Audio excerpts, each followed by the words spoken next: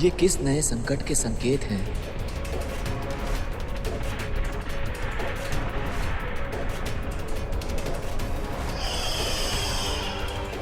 विश्वास नहीं होता, इस बालक ने सचमुच वासु की नाक को हरा दिया।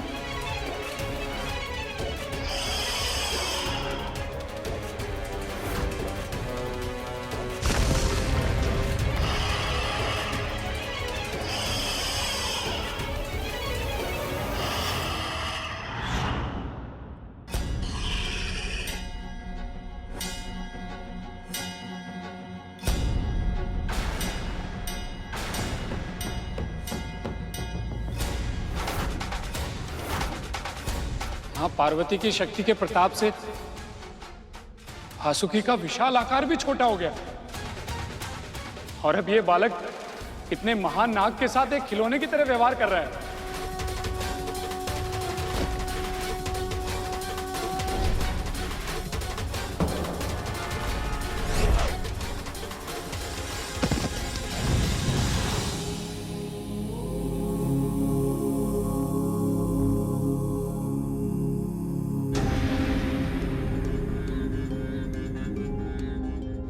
महादेव को समाधि से जगाना आसान नहीं है, और यदि वो क्रोध में जागे तो ना जाने इस बालक का क्या होगा। क्या कोई ऐसा नहीं है जो इस अहंकारी का हट छुड़वा पाए?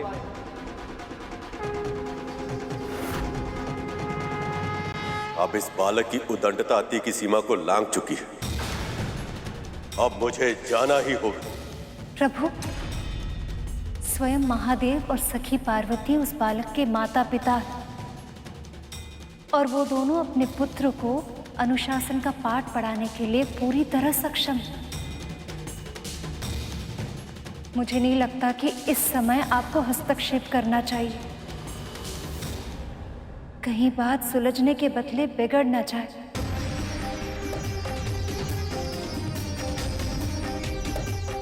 परमा, यह भी तो संभव नहीं है कि प्रभु शांत रहकर महादेव और उनके भक्तों के साथ ऐसा दुर्व्यवहार होते हुए देखते रहें। यदि समय रहते हुए इस बालक और इसकी शक्ति को नहीं रोका गया तो समस्त संसार का संतुलन नष्ट हो जाएगा। मैं समझती हूँ देवर्षि, और देवराज इंद्र भी इस बात को समझते। देखिए, वो सभी देवताओं के साथ इस बालक को समझाने के लिए पहुंच गए। माँ ने कितने प्यार से सजाया था मुझे, पर इन सबको पाठ पढ़ाने में सारे वस्त्र गंदे हो गए। माँ को कितना बुरा लगेगा।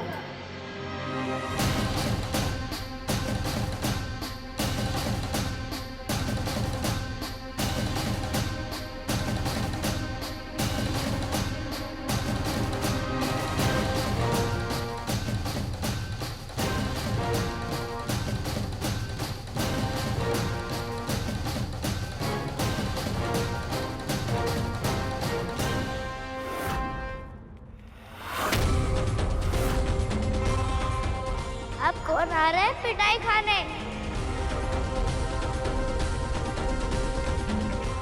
सचमुच इस बहरूपी में कुछ तो विशेष है, जो कभी पशु युद्ध करने आ जाते हैं तो कभी दिव्य प्राणी।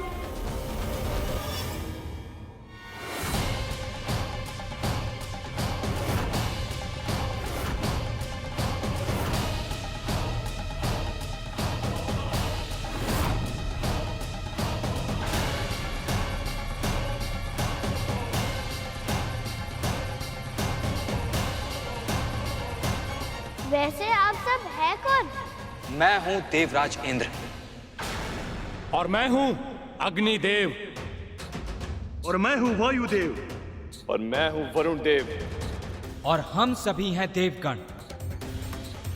तुम अपनी माँ की आज्ञा का पालन कर रहे हो बालक, ये बहुत ही अच्छी बात है। पर अपनी माँ की आज्ञा के आगे किसी और की बात ना सुनना, ये अनुचित है। तुम महादेव को जानने का प्रयास तो करो, स्वयं जान जाओगे कि वो कौन है और तुम्हें उन्हें क्यों नहीं रोकना चाहिए।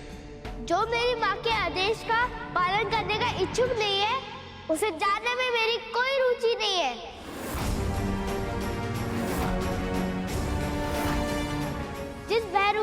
पक्ष लेकर आप सब यहाँ आए हैं, वो केवल विचित्र वेश धरने में पारंगत नहीं है, काप पुरुष भी है।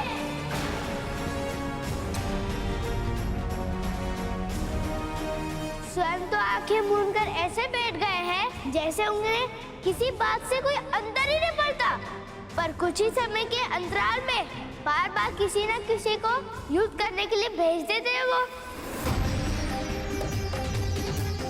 बालक, तुम महादेव को समझने में बहुत बड़ी भूल कर रहे हो।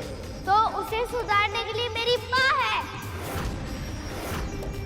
तुम्हें मेरी भूल सुधारने का अधिकार किसने दिया? उन वनवासी बाबा के पक्षकार बनना बंद करो। जीवा संभाल कर बात करो बालक। जिस जीवन का उपयोग तुम मुझे उद्देश्य देने के लिए कर रहे हो, उसे अपने मुख के भीतर ही रखो और अपने कानों के पट खोलकर मेरी बात सुनो। ये द्वार तब तक नहीं खुलेगा जब तक मेरी माँ इन्हें खोलने की आज्ञा न दे। इसलिए उल्टे सीधे तर्क देकर उन भैरूपी बाबा का पक्ष लेना बंद करो और उल्टे पैर लौट जाओ उनके पास। बालक, तुम हठी तो हो ही, साथ ही उदंड भी हो। यदि तुमने इस क्षण हमारी बात नहीं मानी तो हमें अपने बल का प्रयोग करना ही होगा। तो प्रतिशत किस लिए कर रहे हो? मुहूर्त दिखलाऊं क्या?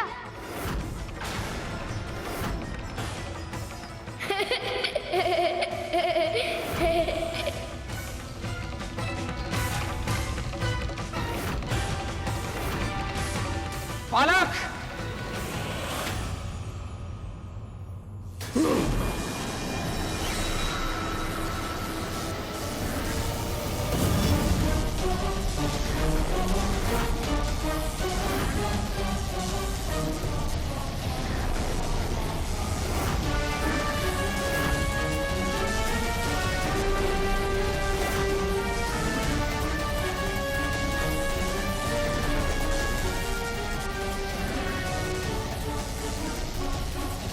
मेरी अग्नि का प्रभाव इस डंडे पर क्यों नहीं हो रहा है?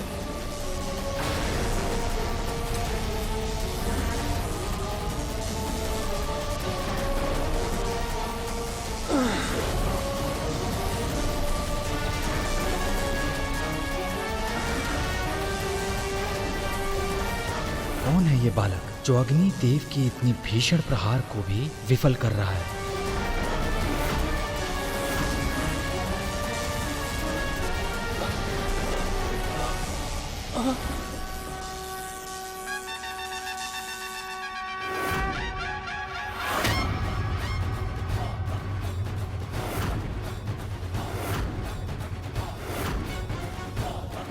मेरी वायु की तीव्र शक्ति से आक्रमण करूंगा मैं।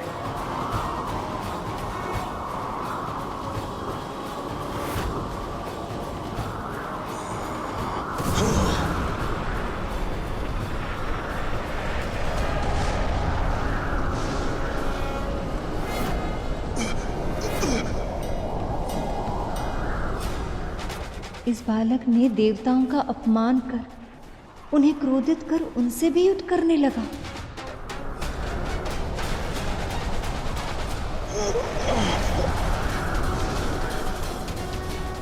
मैंने अभी अभी प्रभु को शांत कराया है। यदि इनका क्रोध पुनः जागृत हुआ तो न जाने ये युद्ध कितना बड़ा रूप लेगा।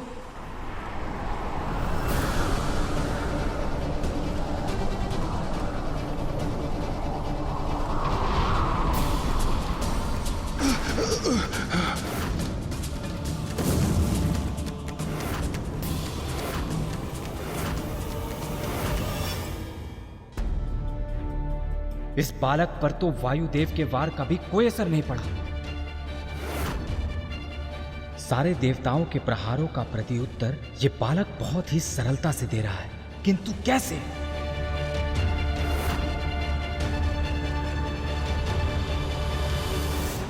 इतने सारे व्यक्ति उन्हें मना कर रहे थे, महादेव के पक्ष से उन्हें समझाने का प्रयास कर रहे थे, फिर भी बाल गणेश के मन में यह शंका क्यों नहीं आई कि वो वो कुछ अनुचित कर रहे हैं। क्योंकि जब भी कोई व्यक्ति कोई अनुचित कार्य या पाप कर रहा होता है, तब वो अपनी अंतरात्मा की पुकार को अनसुना करता है।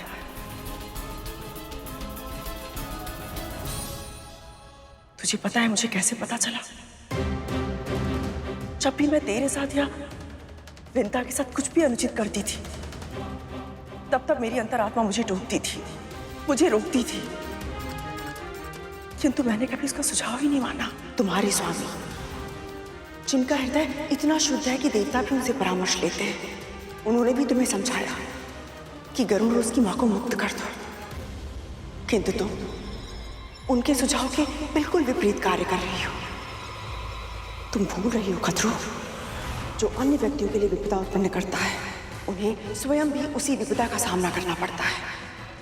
आज तुम विंता के पुत्र को संकट में डालना चाहती हो, पर कहीं ऐसा ना हो कि तुम्हारे पुत्री तुम्हारे बनाए हुए जाल में फंस जाए। आप सत्य कह रही हैं देवी, किंतु एक सत्य और भी कि उचित और अनुचित का अंतर जानने के लिए ज्ञान का होना बहुत आवश्यक है। किंतु गणेश उस समय इतने अभिमानी हो गए थे कि वो ज्ञान को स्वीकार करने के लिए तैयार ही नहीं थे। अपने बिछाए चक्रव्यूह में घिर गए थे, परंतु अपनी भूल का आभास तक नहीं कर पा रहे थे।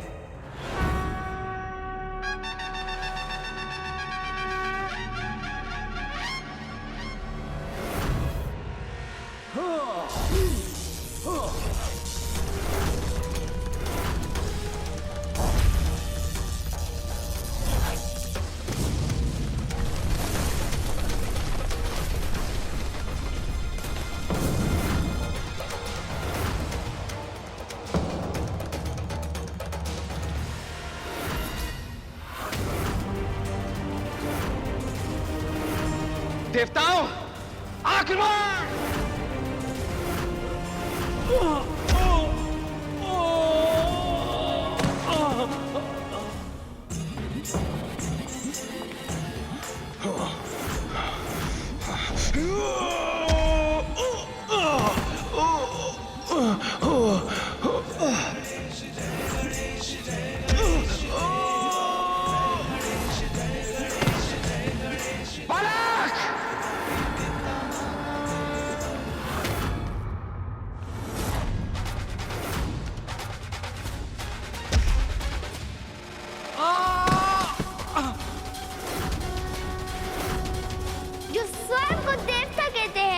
वो सब एक बालक के सामने लाचार होकर भूमि में गिर पड़े।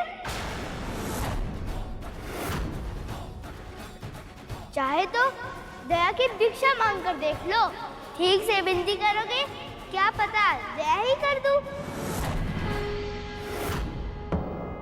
इस बालक में अहंकार पूर्ण तरह से बस गया और इस अहंकार के अंधकार में खोकर ये बालक देवताओं से भी लड़ रहा है।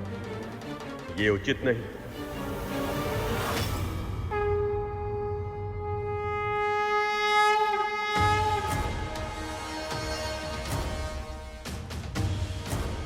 हे नारायण, अब आपको हस्तक्षेप करना ही होगा।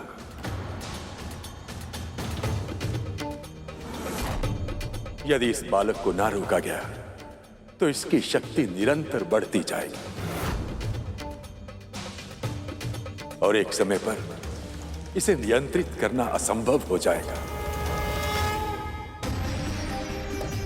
यदि प्रभु ने हस्तक्षेप किया तो ये युद्ध न जाने क्या रूप ले लेगा, और यदि उन्होंने क्रोधवश सुदर्शन चक्र का आह्वान किया तो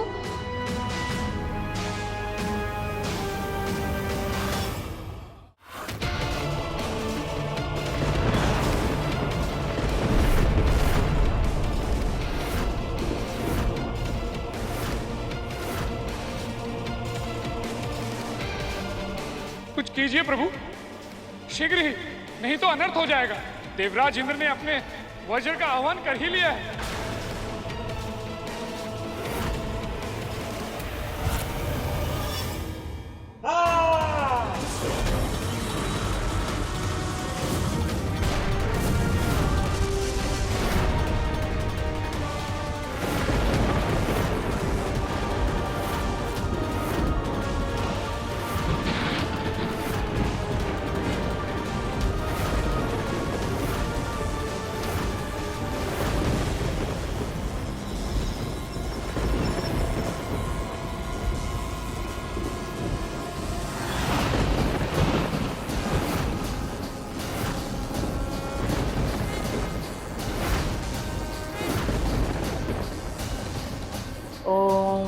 नमः शिवाय।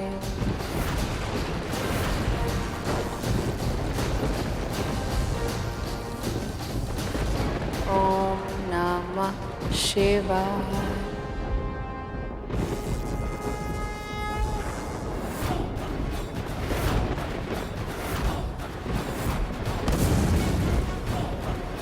ओम नमः शिवाय। ये कैसी शक्ति है इसके दंड में, जिसने मेरे वज्र का प्रभाव भी विफल कर दिया।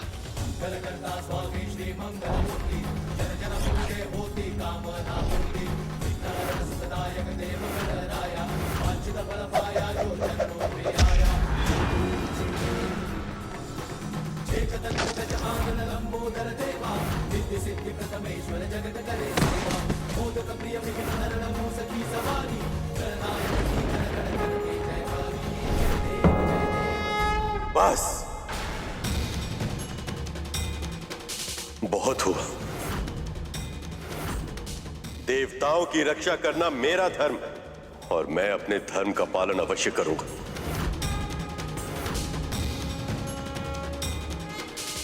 प्रभु,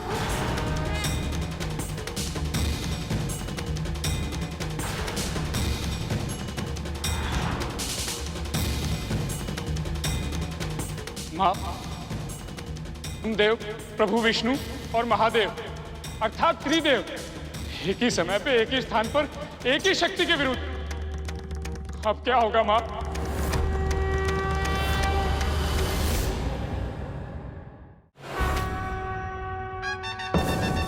देवता भी पराजित हो गए, यहां तक कि देवराज भी असफल हो गए।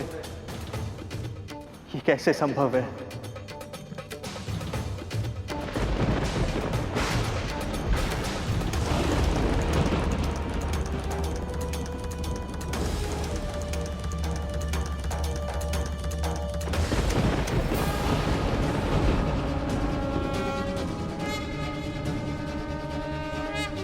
प्रभु,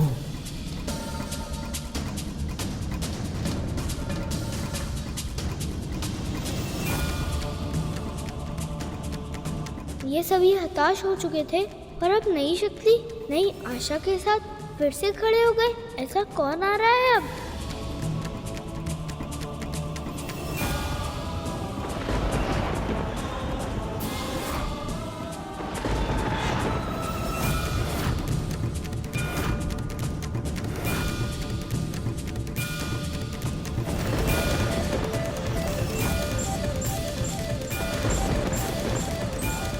इस बालक के कारण आज ब्रह्मदेव, प्रभु विष्णु और महादेव एक ही स्थान पर एक ही समय पे एकत्रित हो गए।